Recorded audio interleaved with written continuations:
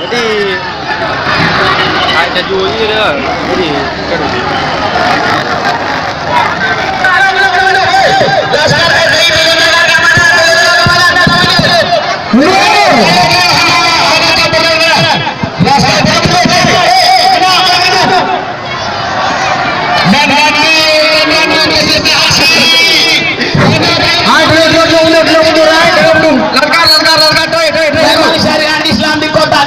Seolah-olah hukum ya dibuat, seolah-olah hukum ada buat.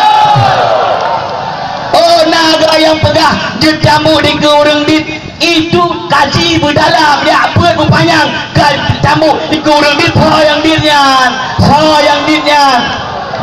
yang dit itu hanya masalah kamu di kurung dit tapi siapa yang menyaksikan, apakah malukah yang terjamu atau tidak.